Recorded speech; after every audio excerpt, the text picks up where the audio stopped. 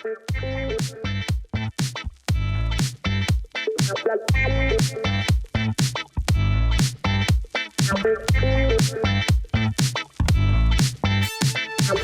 and welcome to this brand new episode of Real Arsenal Talk with your hosts Steve-O and Larry. And first of all, I just want to say Happy Easter to everyone out there. Jesus is back, but unfortunately not Gabrielle. So, you know, that was a different problem that we were facing. But anyway, Stevie, how you doing, my friend? How are you?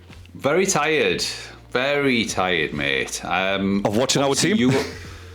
You're absolutely, mate. Well tired of that. Oh, that's totally gone out the window. No, I'm tired. I don't know about yourself. Obviously, it was very, very Storm Dave last night. It was. I forgot you are here. Yes. Did you listen? Were you asleep? Did you wake up? I had the worst night's sleep possible. No sleep whatsoever. See, my dad said the same thing, right? And my wife said the same thing. They were like, oh, we didn't get the best of sleep because of the wind and stuff. I was sat downstairs, like, you know, watching my son sleeping. And I thought he was going to wake up because of the wind noise. He crashed out until like 2:30 in the morning, mate. From 8 till 2 in the morning, he was gone. And really? I slept like a baby. Not going to lie, I slept like a baby. I think it's because, do you remember after the City match, I said the same thing. I said, well, knowing that we're not going to win anything, I sleep all right now. So same thing yesterday, unfortunately. Same thing yesterday, so there you go. But Storm Dave kicked our ass, so yeah. Storm Dave. I think what it was, I mean, I don't know about yourself. I was sleeping downstairs might have worked because about 4 o'clock this morning, I did come downstairs because it was so noisy upstairs with everything clattering in the loft and outside and stuff. It was just a nightmare. So I decided to come downstairs about 4 and I think I got about an hour or something like that, which was okay. Then I was up about 8 o'clock.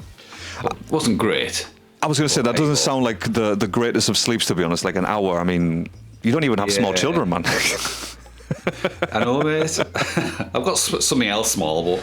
Hey-o! Well, we've already talked about the floppiness of the microphone, so, you know. And it's flopping down again by the looks of it. It's on the flop, I'm afraid, yeah, just like our team. Yeah, I'm actually turn it up. Oh, don't. I have to. You keep setting me up with these jokes, man, so I have to, you know. But look, in all seriousness, though, Stevie, obviously we had to witness that abysmal showing yesterday, and look, before we dive a little bit deeper into it, I just want to know some of your thoughts, man, like your raw thoughts without diving into it, like, you know, just where are we right now, like where are you, like how are you feeling at this moment in time after that last night? Mate, I'll tell you where I am. I'm exactly where I thought I would be. Fucking pissed right off, mate. Now, I was thinking about it. And that's probably why I couldn't get sleep. But no, I think we summed up in a couple of texts, didn't we? And where do you want me to start? Because I think the players in general, obviously, we did sort of speak in texts of that. I think 9 out of the 11 on-field players were fucking horrible last night. Terrible. There was only two players for me, Darwin and potentially Gabrielle, that can kind of walk away from that game with a bit of respect, basically. But other than that, the rest of the team I don't even want to kind of talk about because I'll be too annoyed. But my thoughts are, forget Tuesday. Personally, forget Tuesday, because our season will be over next Saturday if we do not beat Bournemouth. Now, I don't care what happens on Tuesday. Look, we could win. We could get beat. I really think that our heads at this moment in time are fucked. And next Saturday's game at 12:30 is the biggest game for the last 22, 23, 24 years that I can remember at the Emirates. Seriously. Because if we fold now, if our season ends, if we get beat or don't beat Bournemouth next Saturday, that's it. Seriously, that is it. Well, we might get a draw, City might draw. I don't care. If we don't beat Bournemouth, that's it.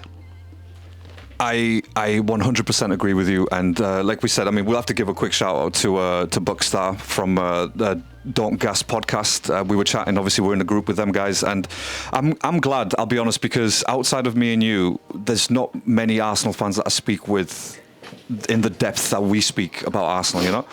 And it was good to read other fans' opinions on where we are at the moment, and unfortunately, we're all in agreement. We're all in agreement with exactly what you've just said there. And it's, obviously Champions League match is on Tuesday, but unfortunately, if it seems like we're concentrating on the league only, and we're in a final against Bournemouth. Basically, that's what's going to happen. Next Saturday is one of the first finals. Is it 8 matches remaining? 7 matches remaining, isn't it? 7. So one of 7 finals remaining, and which we need to step up on. But saying that though, Stevie, obviously, being on social media today and and the aftermath, and there's still a lot of fans out there who are dreaming or blinkered. Delusional, I think. And these are the same people who think Saka is a star boy, and I don't know what to make of it. I can't respect their opinion. So, and as much as they're like, oh yeah, but no one wanted the quadruple. Okay, but we were in it, right? We were in it. You can't just be like, oh, we didn't want the quadruple now when we lost 2 of those trophies, right? That's not fair. Right? Where were you 2 months ago or a month ago before the final against City? Everyone was like, quadruple. It could be on. Maybe unrealistic, of course, as we've discussed it in detail, but you can't just be like, oh well, that's all right, we didn't want these anyway. Like, what do you mean you didn't want these? Like Buck said yesterday, I won all the trophies, all of them. And if we won the Carabao Cup, and that was probably the only trophy that we'd win this season, obviously not as successful, but at least we got one bit of silverware. I know it's controversial what I'm saying, but we haven't won shit, right? We haven't won shit since the Community Shield, which was like what, a year ago, 2 years ago, whenever it was against City. And again, when you think about that match, it's like we were in contention against City, and the only thing that we got from them was a Community Shield, which I don't give a shit about. So it's, we're at the stage now where, I can't justify any more. I can't justify our team anymore. Like, we're in these semi-finals, we're in quarter-finals, we were in a final, and we still did not show up. And that is the bit that hurts the most, is that we didn't show up to any of these, of the last 2 matches, by the way. And that's it. There's only been 2 matches, before international break, after international break. That's all we've had, right? And our players, it's not like our players, apart from maybe Calafiori, for example, who actually, played properly for Italy in a competitive match, and Gyökeres and stuff. The rest, they didn't do shit. The rest, they were rested, right? So, and this is the thing, and to leave Gyökeres on the bench after coming off a week like he has done, I don't know, man. I don't know. I personally, my trust in Arteta is very, very, very low right now. We're talking like 10%. That's literally where I'm at with Arteta at the moment, because nothing's changed. Nothing's changed, Stevie. And look, these are the raw emotions, obviously, which we discussed yesterday at length, and we've got messages to prove it. That none of us are happy with Arteta and the team. And 9 of the 11 players were absolutely diabolical yesterday, and probably the only word I can use, diabolical, considering what match we were playing and the opponent that we were playing. Okay, they weren't Port Vale, fair enough, but they're Southampton. Like, we should be beating Southampton. Maybe not comfortably, maybe a 1-0. I don't care. We should be beating them. We should be showing up full strength to get at these guys, right? And I can't even blame Kepa anymore, by the way. Like, it wasn't even anything that Kepa did. It wasn't his fault. It was Odegaard and Ben White for the first goal. Second goal, I don't even know, because I was already gone by that point. Like, I was switched off. So, look, I'll tell you what. Then, I'll tell you what. We'll do a quick chat about the lineup and what you thought could have changed or who could have come in. Realistically, of course, because we'd love to have our main players. But let's talk about the lineup. I mean, what did you think of it when it first announced? What did we think? Yeah, just quickly going back to I think what you were talking about with the trophy situation. Now, I'm going to hold my hands up here, and I was the first person to say that I didn't want the Carabao Cup, and to me, I still didn't want the Carabao Cup. However, I didn't realise the impact of the defeat and how much it was going to play on this Southampton game. And unfortunately, the defeat has affected them more than what I thought. So that's why I'm at the top of the show. I did say that forget about the Sporting Lisbon game, because at this moment in time they will beat us. They will. If we play like that, they will beat us. So the biggest game in 20 odd years for me is the game against Bournemouth next week. So yes, I didn't realise that the Carabao Cup defeat was going to have this much of a negative impact. So if I could have my time again, I'd say, look, we need to beat them. But Arteta, he obviously thought a bit like myself, where he didn't want to put all his eggs in one basket and to potentially have injuries with his first team 11. So he did rotate, which I'm still gonna err on the caution side there with him and can give him the benefit of the doubt. But as opposed to the overall mentality aspect of it, the team is gone, it's shot. So yeah, to move on to the lineup and everything from yesterday, we'll do that. But like I say, I just wanted to obviously let you know and let people know that I was the one that was saying I didn't give a shit about the Carabao Cup, and I'm kind of thinking it was probably a bad move to not want that. Look, obviously we've all got ambitions as fans, as a club and stuff like that. And the Carabao Cup is not part of that ambition in terms of that is not what's going to define our season. However, what again, it's just repeating from what we said against City. What hurts the most is the fact that they did not show up to play in a quarter-final in the FA Cup. I mean, they didn't even show up to play a final. And yes, of course, like you said, you didn't want the Carabao Cup, which is fine, right? Not our first choice, but that was the first final of the season. And we just didn't even do anything. And the fact that we didn't even bounce back against Southampton, after a week and a half, 2 weeks off, because of international break, the fact that we weren't even close to bouncing back, right? That's the stinger for me still. And some of the conversations that we're going to have in this episode is literally, I'm just going to lift from the City game and just put in here because there was nothing different, right? It was maybe some different players on the pitch and whatnot, but there was nothing different in terms of performance. It was still poor. There was still nothing in the attack. The threat level in attack, by the way, you can put a secondary school defence against our attack and they still will not be able to score because they do not understand how to actually move around. Jesus and Havertz were just absolutely awful. Oh my God, the worst duo I've ever seen, right, this season. They were just terrible. They didn't even know where to be. Havertz was occupying Jesus' space. Jesus was out sort of in that Odegaard role. And you're thinking, you're a striker. Havertz is not the striker, okay? You are the striker, my friend. So you need to be up there and waiting for these. And what... Sorry, I was going to say, and what proved that? When Gyökeres came on. How did he score that goal? Where did he find himself? In the striker role. Right? So it typified to me that everything that I hear about Odegaard and Havertz, and I know you've defended him over the course of the season and stuff like that, and I kind of got that at times when, I know he's probably just coming back and he's not fully match fit, etc. I can take that on board, but what I can't take on board is the mentality aspect of the majority of the team last night, and probably for the whole season. I know we're top of the league by fluke, by the way. We're not at top of the league because we're playing fantastic.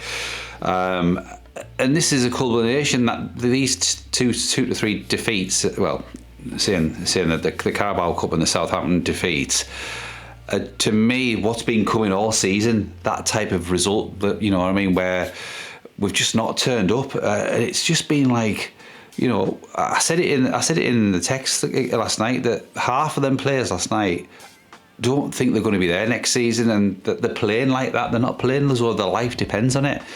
Whether that's just they're not good enough, whether it's Arteta's the way they set up the team that he's picked.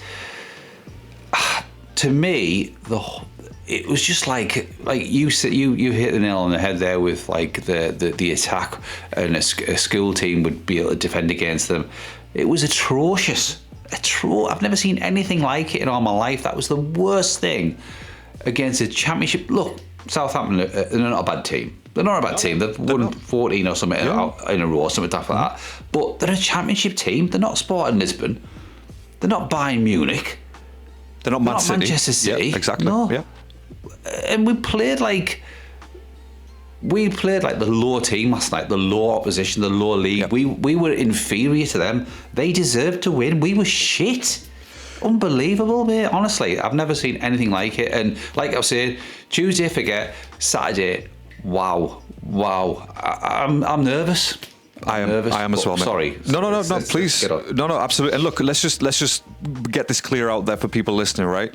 We are absolutely not taking anything away from Southampton. They performed exactly as they had to get that win, and it's exactly what they did. And shout out to the manager, by the way, who was just brilliant. Brilliant. Like, tactically, he shut us down, right? That was it. They went for it. They went for it. And that's all it takes. They found us out. Yeah. And that's all it takes. Shit. Yeah, I agree. And again, as much as we were very, very disappointing, again, we just can't take anything away from Southampton, because at the end of the match, they deserve. If we came out winners, right, by extra time or penalties, that would have been a crime against Southampton, to be honest with you, because it just would have been stolen from them, right?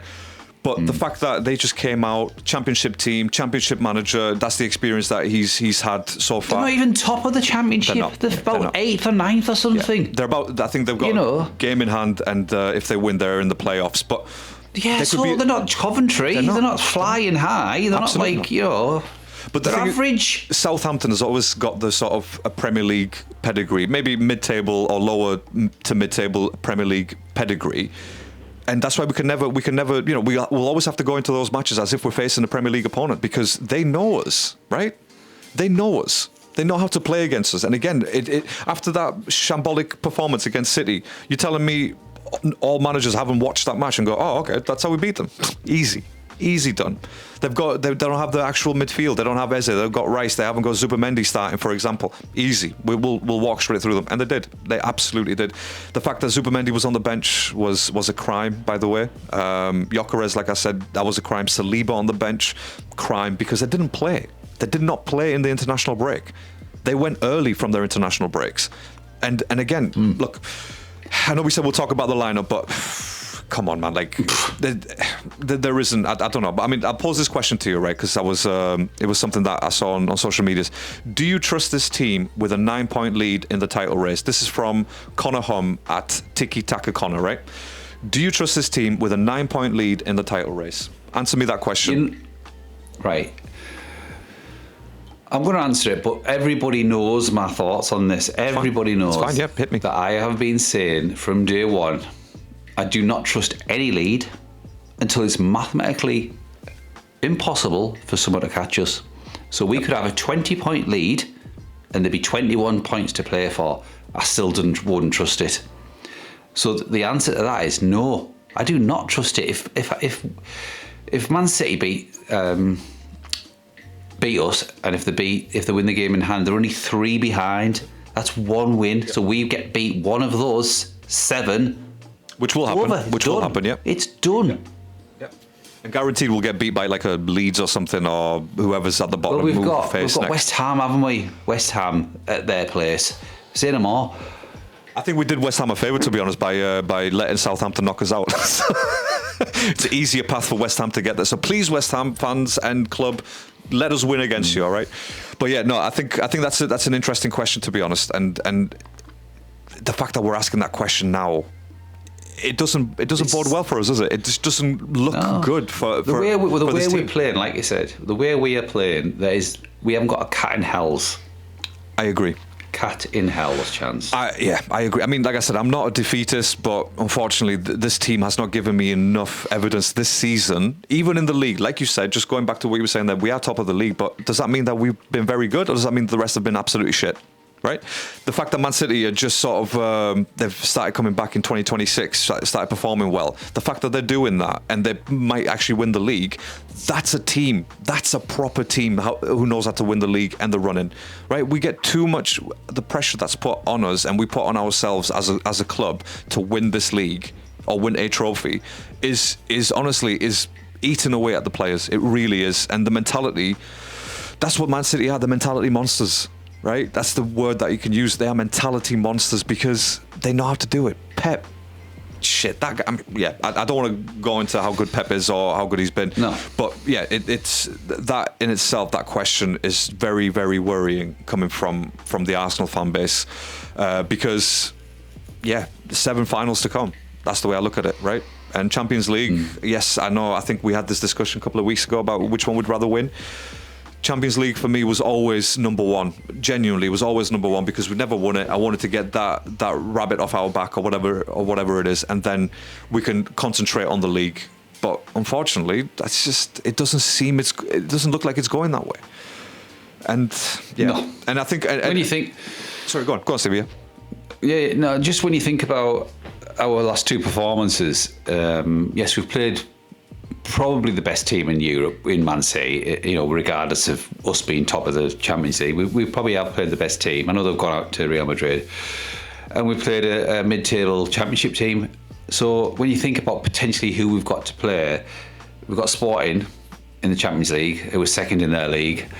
And we've potentially got Barcelona, who just did score 10 or something against Newcastle over two legs. So it's when you look at it like that, you think to yourself, well, if we can't beat Southampton, how are we going to beat Sporting or Barcelona? In a Champions League. Yeah, in a Champions League. I know it's over two legs, which could sort of favour us slightly. But, the league, to me, I want the league. I've always wanted the league because we haven't won it for so long. If we win the league, then yes, next season we'll go for the Champions League. We're too early for the Champions League. I know we got the semis last year. But it's that holy grail of the Premiership because everyone talks about it and everyone supports someone who knows Arsenal. It just seems to be this burden on the fans as well as the players, and it's we're transmitting that out in the atmosphere. Do you know what I mean? It's like the ether of mentality, and we kind of forcing that onto the players. It's like as if because we're that desperate for it, and it's kind of going into their minds and bodies and stuff, and it's like we're kind of giving them a handicap, really. I think it's one of those things, isn't it? I don't know how you feel. I mean, you look at our fans, travelling fans yesterday, right? We were quiet, right? We didn't hear I didn't hear a peep from the Arsenal fans. I'll be honest with you. And obviously, I heard them singing when we went 1-0 down. I heard them singing, and I thought that's pretty good. That's good support. It's better than the home support. The home support seems to be a bit like all these corporate wankers who are very quiet and don't really only get on the teams when they're sort of scoring 3 goals and stuff like that. But the away supporters, I thought, I wanted it. At one point I thought, that's good that we'll get beat 1-0 to try to rally the team. But I do agree that at one point it was also very, very quiet and it was all Southampton. So, I mean, that in itself, that doesn't obviously fill players with confidence, and the players that were actually playing, like the Havertz, Daumann, for example, Odegaard, players who've come from injury or young players with that sort of pressure on them in that match. You can sense it, and like you said, they can sense it from the crowd as well. We're not helping, but again, the club hasn't given us enough sort of like goodwill, if you will. Do you know what I mean? They haven't given us enough to believe in them.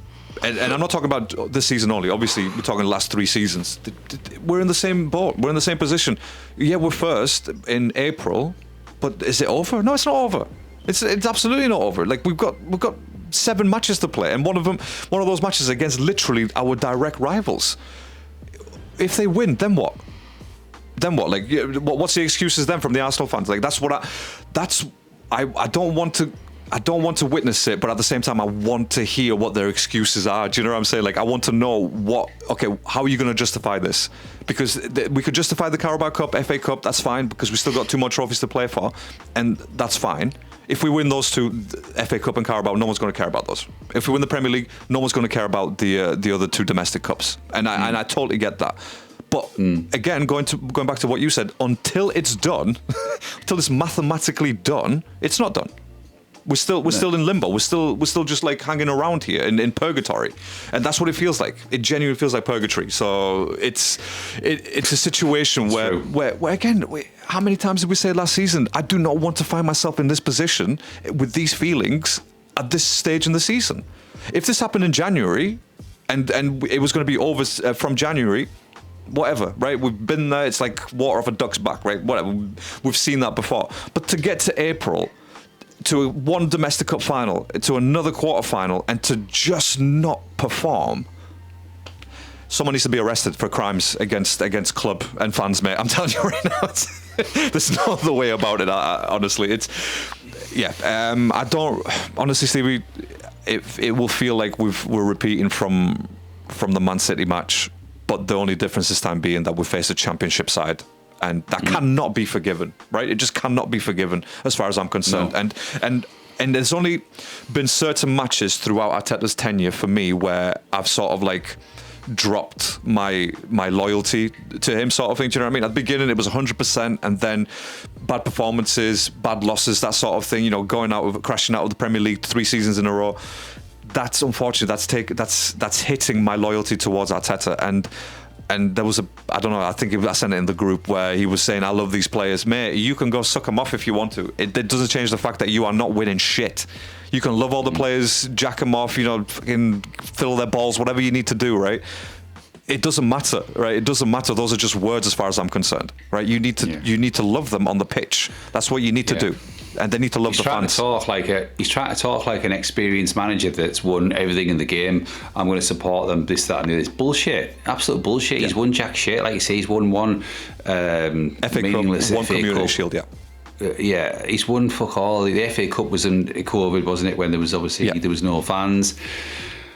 So, look, I mentioned in the group as well that I was never an Arteta fan, but I will support him because obviously he's our manager, and I'm going to support the fact that he's put us on the map. I'm accepting the fact that he's done an amazing job. What we'll never know is that if you put another manager in there with £1 billion, would they have won us anything? We'll never know. And more experience, and I think I can't remember who suggested Luis Enrique. Was it Buck? I think. Yeah, it was Buck. Yeah, Buck suggested Luis Enrique, and look, I've never been a big fan of Luis Enrique. I'll be honest with you. All right, I hold my hands up. Even like I don't know, I just never really rated him that much. To be fair, PSG, plenty of money, great players, you can win something. Barcelona, plenty of money, great players, you can win something. But I don't know how he would be. We don't know. I'd have him because he's been there and he's done that. Absolutely, he knows how to manage big players such. Oh, of course, yeah. And he's got to be an upgrade on Arteta. Just purely on the fact is that he's been there and done that and won things, whereas Arteta still hasn't. He's had all this money. Yeah. And sorry, that FA Cup win, by the way, which was what he took over in December 2019 and we won in 2020. Yeah. It was a transitional, like same as Slot and Klopp's team. You know, he won last season because it was Klopp's team. Look at what's happening this season. It's proven. Same with Arteta. He has 100% improved us. 100% improved us as a squad. People are hating us again, which you know it has to be only a good thing. But yeah, at this point we need to win. You need to win, mate, and then you can love the players all you want. You could take them on holiday, whatever you need to do, kiss them on the cheeks, whatever you need to do, right? But you need to win the trophies. No excuses this season for. Look, the only realistic one is the Premiership, isn't it? Absolutely, that's the only realistic one. Yeah. So he has to win that. There's no excuses. If we come second again, which by default we would, even if we didn't win any games, because the teams below, I think Man United are 15 points behind, so by default they wouldn't catch us. So we were going to finish second again. If that's the case, he has to go. He has to step down. There's no more excuses. There isn't. He'd either walk. He couldn't stay in his job. No, we wouldn't accept. He can't. Yeah, win the Champions League. He gets another season. Yeah, but be 9 points clear on the middle of April. He has to go.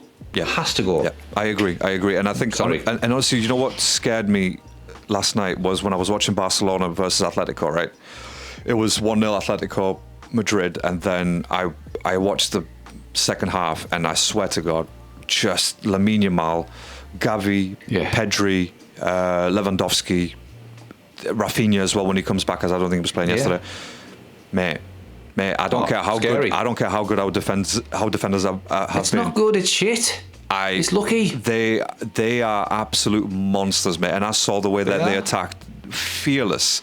Absolutely fearless. Just basically, it's like Flick's going, just go out there. Just go play football. Yeah. And that's all the players need. But when you go, oh, no, you can't move 2 inches to the left because of this guy. No, that is too rigid. You're never going to win anything like that. You have to be dynamic. That is football. Unfortunately, right? You have to be dynamic. And again, just going back to Pep, that's exactly what he was. He was dynamic. It was like 15 minutes. Okay, I know what to do here. 4-2-4, boom, end of game. End of story. Bye-bye. We won the That's the difference, isn't it? That's the difference. It's, you know, I'm not just saying a great manager, any manager with experience around will know.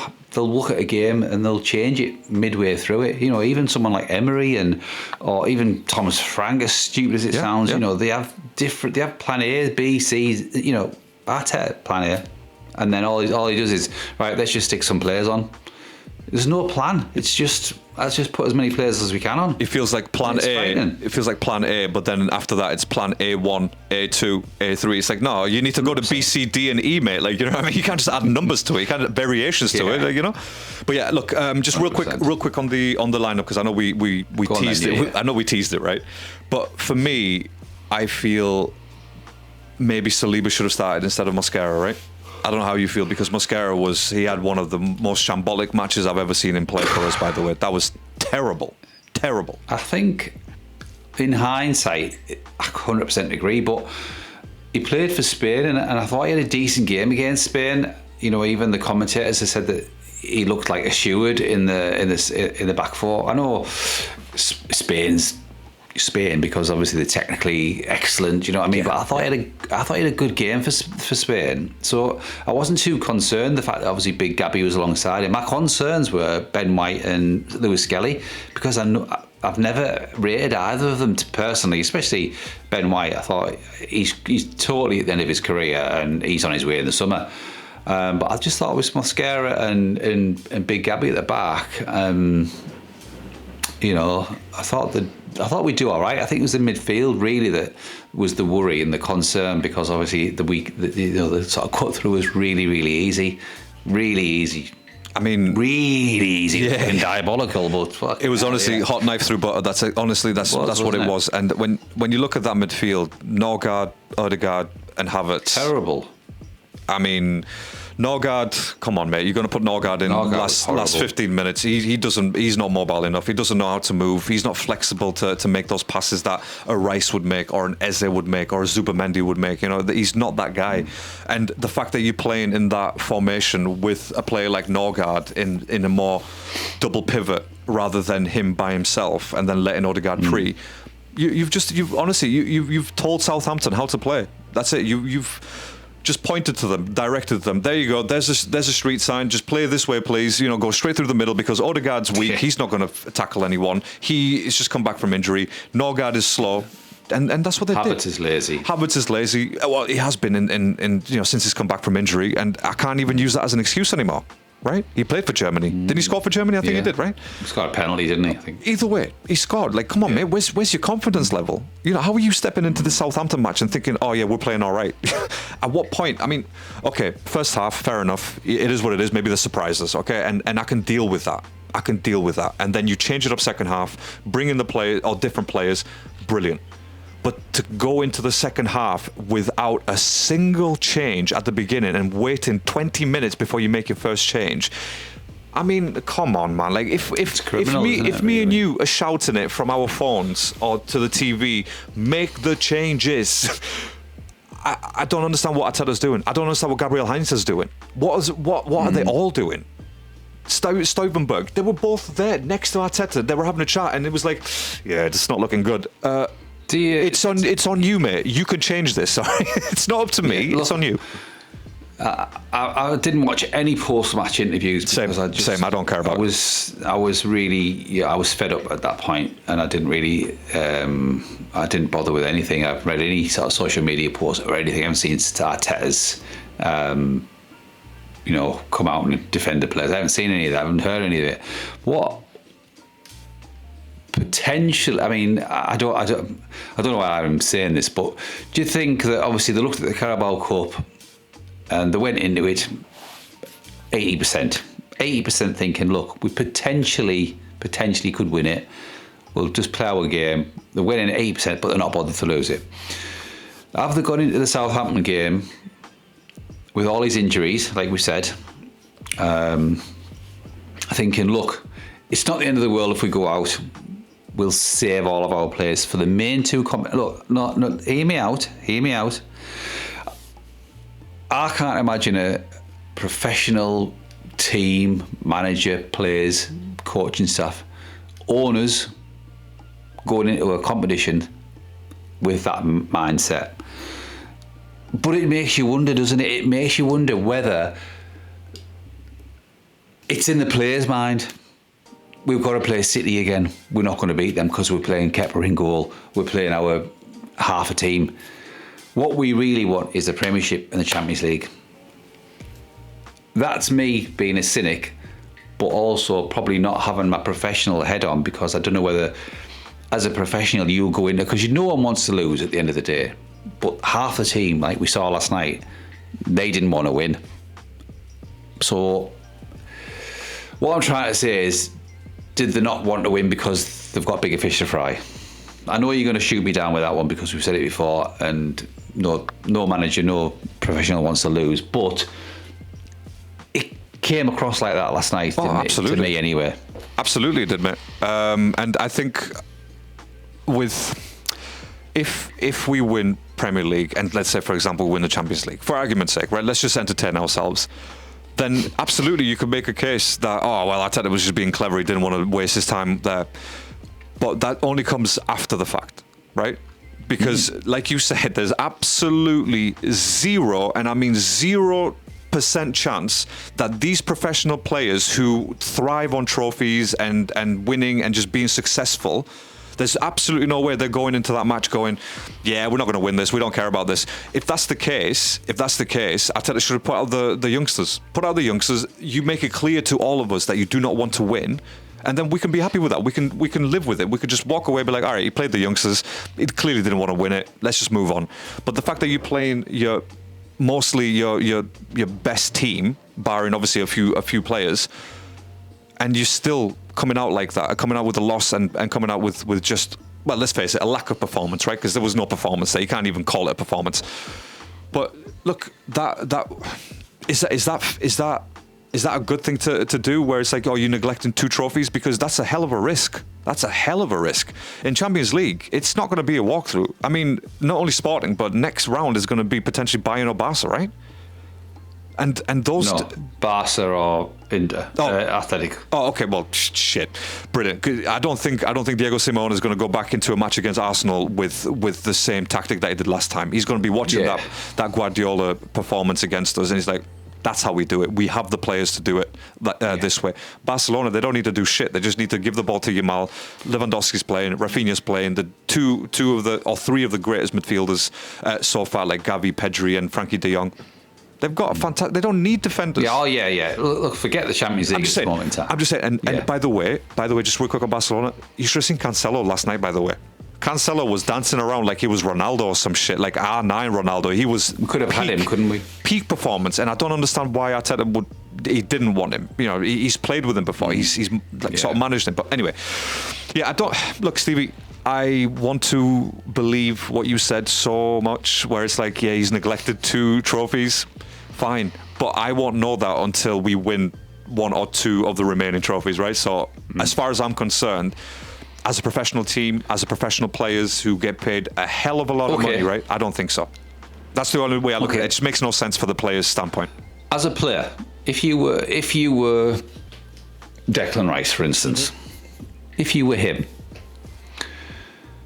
and you were carrying an injury, right, which is reported that he's carrying an injury, and Arteta had a word with you to one side and said, look, Dec, we're in the Carabao Cup final. You've got England International, which you're going to be picked for, and we've got a quarter final in the FA Cup. Then we've got the Champions League, and then we've got the Premiership. If you could potentially injure yourself and miss 4 or 5 games, okay, so the run-in and the Champions League, how would you feel? Would you want to risk yourself would you look, if he picks you, I think Declan's professional enough to think, look, boss, I want to play. Yeah. But if he doesn't pick him because he thinks he's got an injury, you're not bothered because you're thinking of the glory of the Premiership. Because look, maybe it's just the way I think. Because if someone said to me, do you want to play against bottom of the table fucking West Ham, or do you want to save yourself for Barcelona? I'm going to save myself for Barcelona. personally. And I do think that it does go on with a lot of players. Not everyone, but I do think a lot of players think that. You look, it's gone on historically for like the last 20, 30 years. Look at Fergie with all his players. They pulled out of the internationals. I know we've sort of gone a bit off track here, but I'm just thinking as a professional wanting to be involved in the better games as opposed to being involved in the lesser games. I mean, look, I understand what you're saying. I suppose from my personal sort of experience, and if I was a player, I would think about it this way. Okay, we've got a final against City, which is for a trophy. It's a domestic trophy. It counts towards trophy counts, right? And then we've got the rest of the other matches. We've got a quarter final against Southampton, and then obviously a quarter final against Sporting. But those two matches can wait because priority right now is the Carabao Cup final. And if I was Declan Rice, even with carrying some sort of small injury, the first thing I would say is I want to play that match. It's a final, right? I want to make my mark on a final against one of the best teams in the world. Which he played, which he did, of course. I'm just saying. And from my personal experience, when I played basketball, right, at college, I remember we went into the final. And I had a sprained ankle, and I mean, I'd sprained it a week before in training. I begged and pleaded with my coach. I said, look, okay, I know you won't start me because obviously I'm clearly half injured here, but I said, I cannot be on this bench for a final this important, right? And to be fair to him, he put me in. He put me in 5 minutes. I scored, I think it was 3 points and a couple of layups, whatever it was. But then again, I just couldn't handle it because the ankle was just broken. So my point being is that I didn't care as a player. I don't care if I'm injured. Like if I can make it on the bench, to me that means okay, I've got a chance of playing here and I've got a chance to make an impact. So that's the way I look at it. And it's Stevie, you got to prioritize what you've got in front of you, and it was a final against City, so that is priority, right? If I was Arteta, I wouldn't even bring up the conversation of do you want to play against. I know obviously this isn't how it happened, but do you want to play against City or do you want to wait and then play against Sporting in a Champions League or Bournemouth against in the league? First thing I would say is no, absolutely not. This is the final. I want to be involved. I want to make an impact, and I want to help the team win. And that's the way I look at it. Maybe it's just I don't know. I've never been a firm believer. It's like if you're clearly injured and you can't walk, then obviously you can't do nothing. But if you're a doubt and potentially you're like, you know what, I could probably play like 20 minutes, 30 minutes. That's enough for me as a player to be like, all right, I've done the best I can with what I've got. And I'm guessing Declan Rice is probably the same. It's like, I could feel a bit of a niggle on my thigh or my knee or whatever. I'm still going to play because that's the person that he is. That's the player that he is. Captain material, by the way. Captain material. Oh, 100%. No, I know what you're saying with regards. And my argument is not the final. My argument would be the games like now.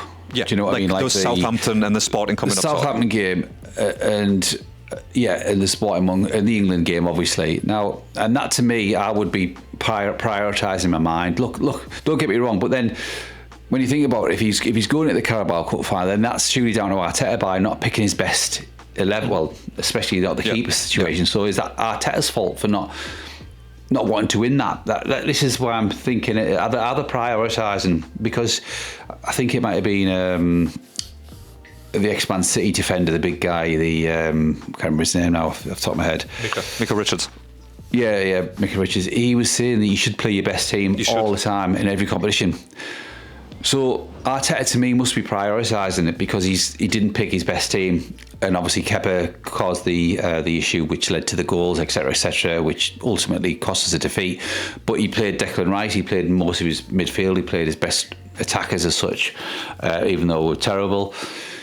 So it feels like to me that he has been prioritising, but it's been wrong management because if you prioritise, then your best players think to themselves, hang on a minute, I want to win this competition, but you're not putting the best players in. So yeah. Do you know what I'm trying to say? Yeah. If I was a player of Declan Rice's stature and I get told something like, oh, by the way, we're going to prioritise Champions League and the league, why?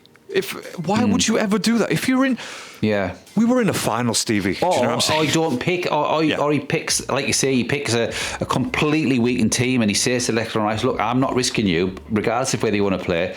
Then that's first of all, it shows that he's the boss, Arteta. Yeah. and he knows what he's doing, and Rice has to respect that. But it's wishy-washy to me. I don't know. It's a really hard one, and this is why moving further on and this is why Arteta will probably live by the side, die by the side. If it doesn't work at the end of the season, then he is history.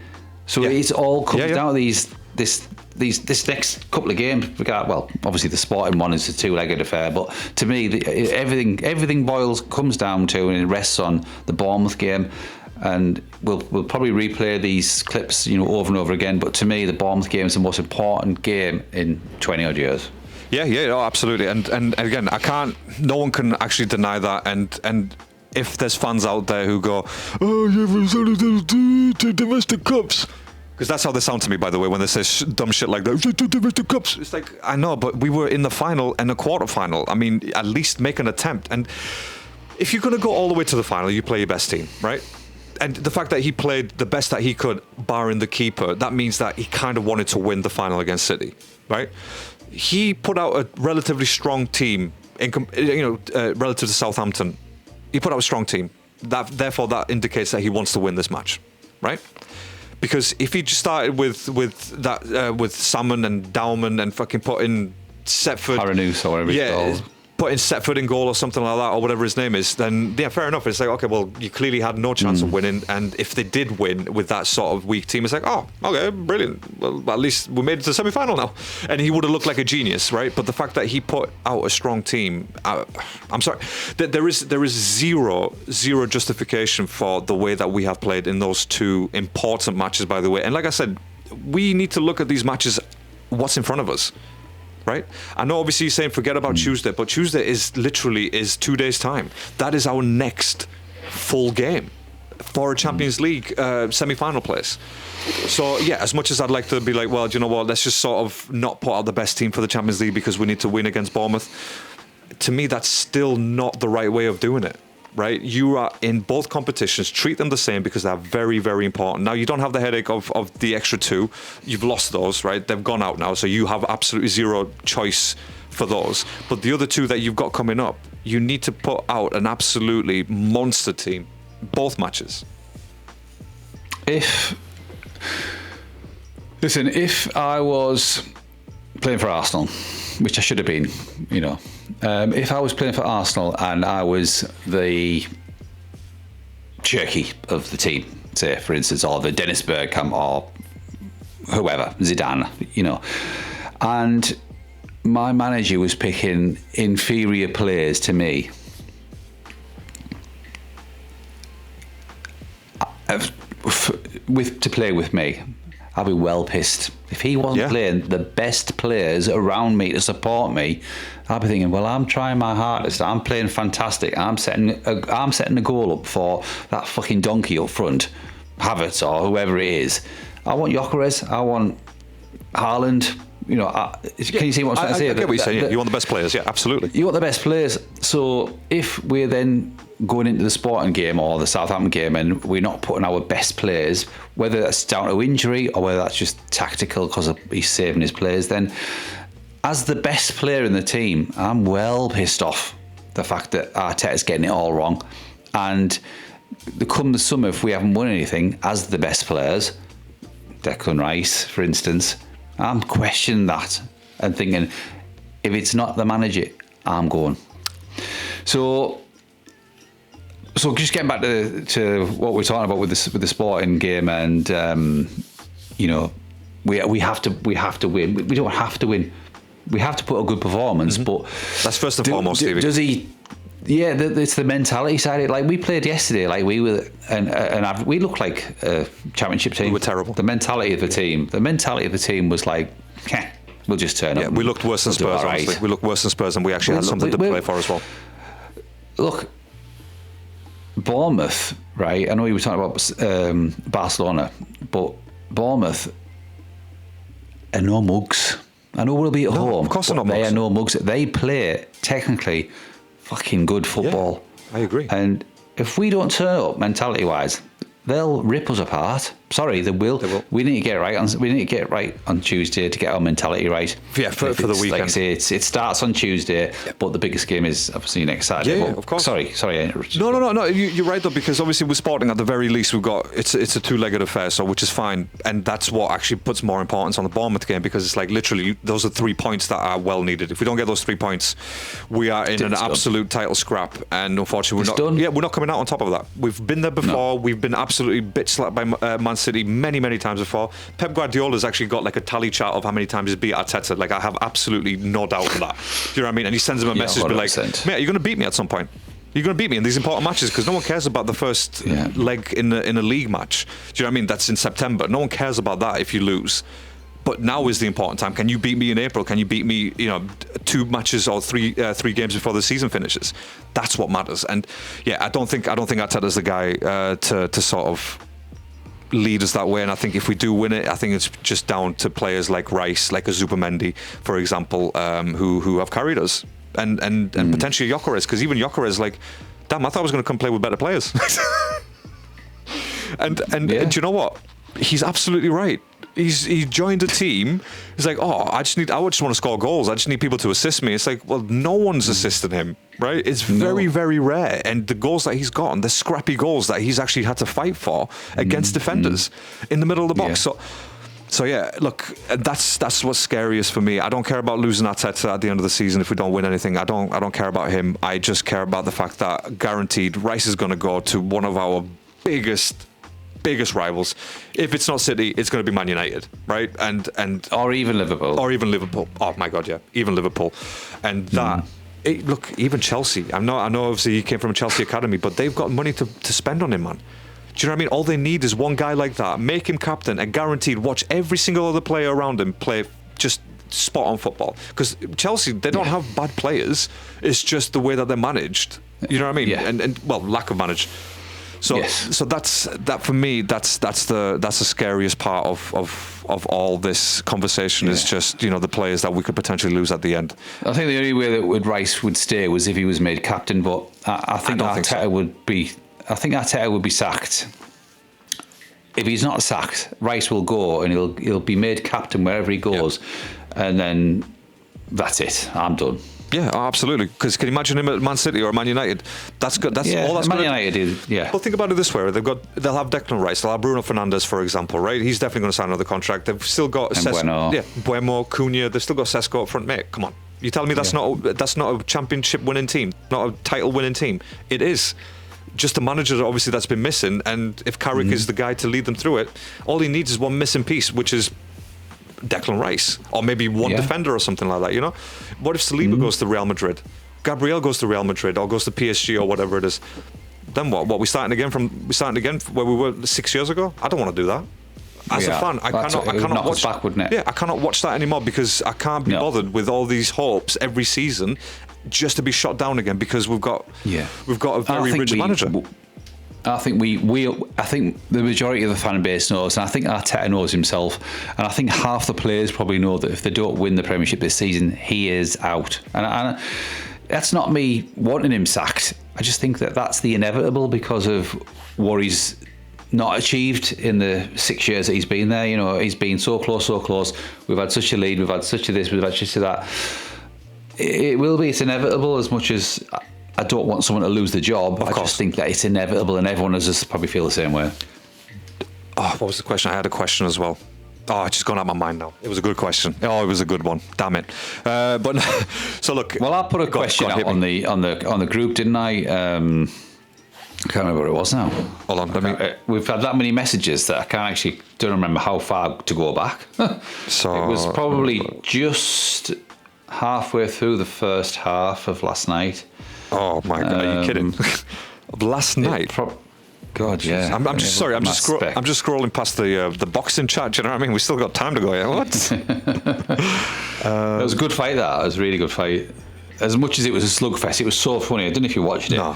It was like just two Teletubbies. Well, saying two Teletubbies. Chisora was a Teletubby. He was just like throwing himself around and falling off. It was hilarious. What like a really sort of entertaining fight. It wasn't a classic, to be fair, but it was good. It was a good watch. Was it for? I did say. Was it for a title? It was no. I did say Wilder would win just for the crack, but he did. just saying that for you, Jim boy. Fucking hell, how far back? I don't know, man. Like, Jesus, was it in Christ. a voice clip or was it actually written out? Because I can't remember. Hang on, let me have a look. I think I'd written it out. It was something to do with Arteta, and I think Buck was just like sort of spot on with what I'd said. Boxing, are we boxing? But it's fair to say nothing worse this season than City. That was that. I don't think boxing men's and Wilder's involved. There was a big one about I want to win this game, not because I think we can win the competition, because psychological impact, which again, it's stuff that obviously we discussed after the City match anyway. So, and by the way, for listeners out there, if you were expecting a breakdown of this match, like play-by-play sort of thing, you're never going to get it, because we've seen it. We just go back to any other of our episodes and listen to those, and you just fit it right in, don't you? Really, so. It's it's just been. I think I'm fine. Yeah, that's fine, mate. You do that. You said I never wanted Arteta, which is. And stupidly, I did say I feel better with Zubi and Yok on the bench, but that was like, that's when when the first half finished. It's like, bring them on right now. But and I think one of Buck's question was obviously, would you take Luis Enrique if Arteta fails the season? Yeah, sure. Probably. Sorry, what was that? Buck, he asked the question, would you take Luis Enrique if Arteta fails the season? Yeah, which we've already answered. Yeah, and I think... go on. I was going to say, I think the fact that Timber was, he's been missing as well. I know he hasn't had the best of matches lately, but, that guy needed a rest, man. And I feel like if he was playing yesterday, I think we could have been so much better. I don't think the first goal would have happened, to be fair. And for people who didn't watch it for whatever reason, Odegaard gives the ball away, cross comes in, Ben White ducks underneath it, and at that point you're like, right, you obviously don't want to win this competition, right? So, just terrible, man. It really is terrible. Poor from White, yeah. And obviously, I was spoiling the matches for you, so you were spoiler alert. I didn't even know how far behind you were, to be honest. I was behind. I didn't know you were further behind than me. So, and I think one of your questions was, here we go. He's what other top side does he get into? So this is Buck. Then we're talking about Noni at this point. It was about Noni. And Saka ain't getting over Semenyo, so that's never going to happen. Yeah, I mean, I think we've spoke about this on a couple of pods before about our front attack. Who would it get? Which team? I think we might have mentioned Marino actually. But what players would get into like what are the top sort of 3 or 4 sides? And I don't think any of them would. I mean, I'd even put Saka in that. I don't actually think Saka would get in any. I don't think Martinelli or Trossard. Rice is probably the only one. I wonder about the forward line. Oh, sorry, yeah, forward line. Oh, God, no, yeah, absolutely not. Yeah. Shit, they're a B team at best, mate. Yeah. No, I think one of the questions was, okay, if, and it's a big if. Oh, yeah, okay. We win anything this season, does Arteta deserve to still be in charge next season? And I think you put no. And I think Buck said obviously it was a great question, but if we go out of the Champions League, do you think he'll still be gone? Do you think he'll still, regardless of the Premiership outcome, if we get knocked out of the Champions League, do you think he'll be history, regardless? No, I think any trophy that he wins from now until the end of May, will keep him the job. I think he'll keep him the job, for maybe a season or two. But then, let's say for argument's sake, because we've been a bit negative, so we'll just sort of close it out on a bit of a positive note, right? But if he wins both trophies left. Right, he's a genius. Is he a genius or is he lucky? Genius. And I'm guessing you say that because he neglected the first 2 trophies, right? No, but no, seriously, he's a genius. He is, because A, we've never won the Champions League. True. And B, he is prioritised So he's a genius. In my opinion, he's a genius. This is me talking a bit Clint Devil's advocate, because no chance we're going to win anything this season. I mean, I know obviously we're not going to win both trophies, but at least, come on, man, we have to win something, don't we? We got to win something. Come on, man. Yeah, I thought we were going to end it out on a positive note. We'll talk next Sunday, right? Because next Sunday is the defining pod, yes, in my opinion. Yep. Defining pod. We'll leave it at that. We'll leave on a positive note. Look, we've got the Champions League Tuesday, and we've got obviously a massive game. The beauty about it is on Saturdays we play first. Yes. If we play the second on Saturday, if they'd have played at 12:30 and we were playing at 5:30 or whatever, they won. They beat Chelsea and it was 6 points. We'd have crumbled. Yeah, I think so. But luckily, it might work in our favour. Luckily, and then they might feel the pressure. I doubt it. But it's just another step closer. So anyway, it's a defining moment. They're waiting, man. They're waiting for us to slip up. They know exactly. They're waiting to laugh at us so hard, and I don't blame them, because obviously they know what's to come. It's like, so we've got Arsenal. That's all right. It's not a bad match. That just to kick around with the lads, really, isn't it? Kick about with the lads. Yeah, because we play them after Bournemouth, don't we? Yes. Yeah. So I think we've got Sporting after Bournemouth for the second leg, right, on the Wednesday. Yeah, and then that weekend is the City match. God damn it! Can you imagine if we get a couple of injuries? God damn it! Again. Jesus Christ, Stevie, that scares me more than anything. Now you know why we're not winning anything. That scares me, bro. That scares me, and I think we're approaching an hour, and I think we've vented enough in this podcast. But look, like I said, I didn't really want to talk tactics, because what was there to talk about, really? You know what I mean? You name one tactic that you saw that you liked, then we can talk about it. But yeah, it felt like Southampton had tactics.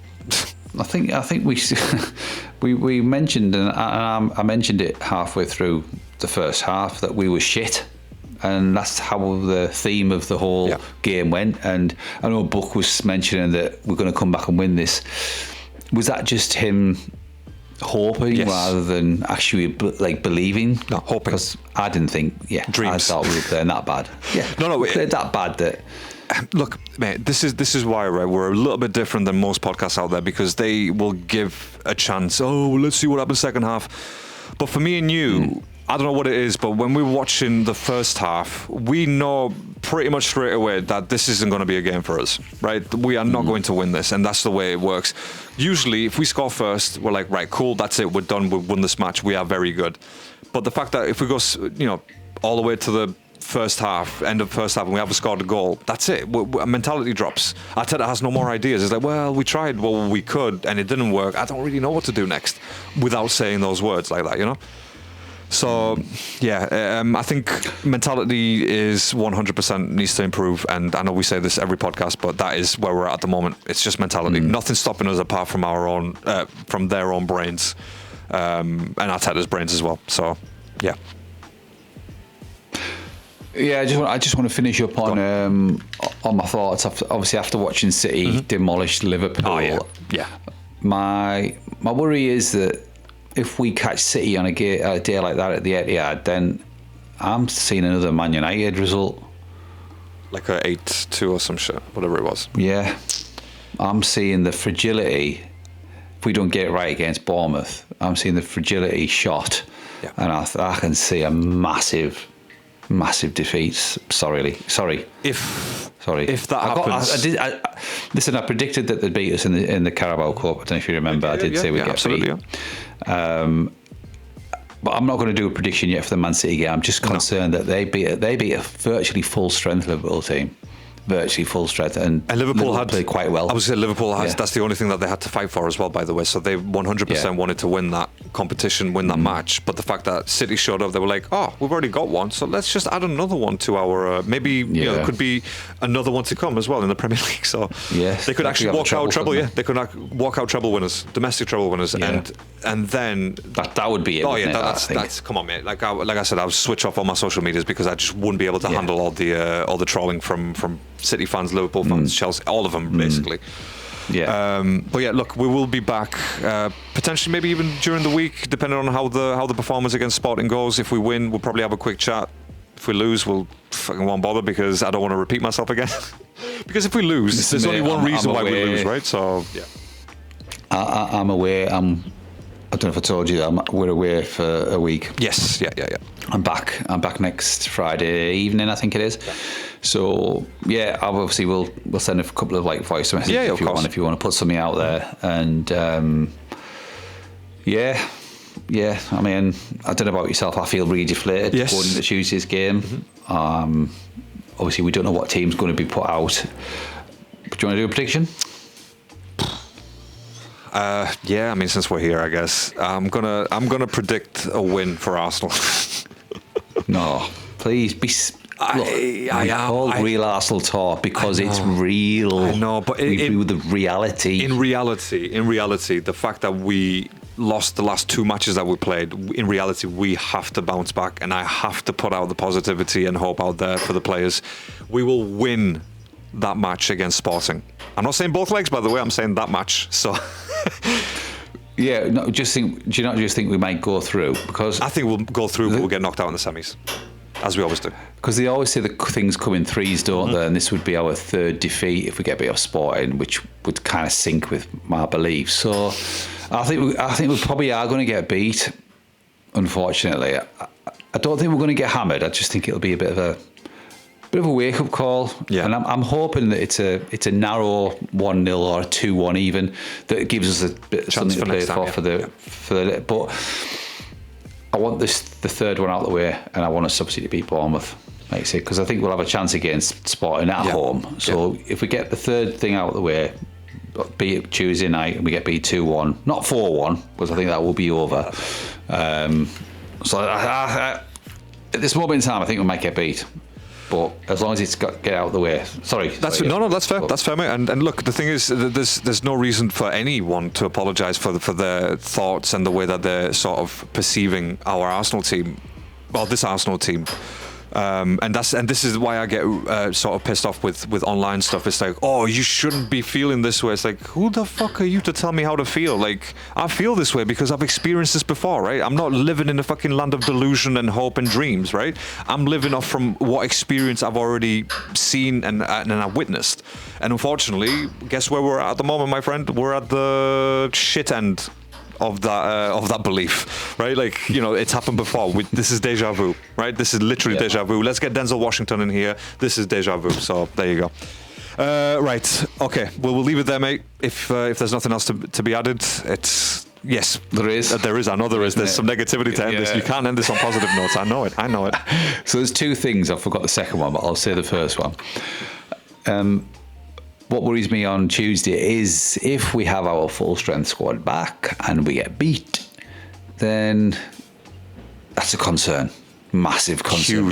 Huge. It's like, right, we've got our big guns back and we still get beat. The second one. What's happened to Nkapia? Is he going to be out? Because that's a massive concern that our first choice left back. Because Calafiori, the long-haired liability, looked a bit off the pace again last night against a Championship seed team. So, Nkapia, any news? Not that I've seen. I mean, it doesn't even say that he was sort of injured or like he wasn't even involved in. Hold on, let's have a look. Oh, sorry, Nkapia injury. Yeah, my bad. Let me have a look. So he's injured, but it doesn't actually say why he's injured. Was it hamstring or something? I think so. Yeah, because didn't he get pulled in international duty? Yeah, he did. That's right. Yeah, that's right. I just thought it was just everyone playing the game. No, I think in Nkapia's case, I think it was actually genuine. Yeah, genuine. So Nkapia injury. Let's have a look here. 2 seconds on Arsenal.com, and we'll end it on with that. So 1 second, please. Head to St Mary's. He was out for 6 weeks last time. So that was Noni. That was Eberechiez is obviously, he's out for a while. Piero Nkapia also went off injured. Bosch Piero's injury could be more serious, but he doesn't know the extent of it yet. So this was 4th of April. So this was yesterday when he said this. It's worrying. I just want to see. Do you know what? Let me have a look at Timber. Could be available Sunday's Cup tie. So obviously Sunday's Cup tie. He wasn't last night. Yesterday. But that was Saturday, wasn't it? What else are they talking about? Sorry, I think they got that one wrong. But anyway, so Timber could potentially be back for the Champions League, or alternatively wait for the Bournemouth match, which, like you said, is a final. Basically, it's one of 7 finals. So there you go, dude. honestly, at this point in time, I think we've sort of vented enough where all I'm thinking about now is just the next match, which is Sporting. I don't really want to keep talking about like the City or the Southampton losses because, believe me, opposition fans, they're not going to, they're going to keep reminding us for the, for the rest of our lives, especially if we lose. But there you go. Cool. I'll tell you what, we'll leave it there. And thank you so much for listening. We will catch you on the next one. Until then, stay safe, stay alert. Stevie, send us out, please. No, I'm done. I'm flat. I mean, just tell me the Italian goodbye and then we'll go. Arrivederci. Perfect. Right, we will leave it there. Thank you so much for listening.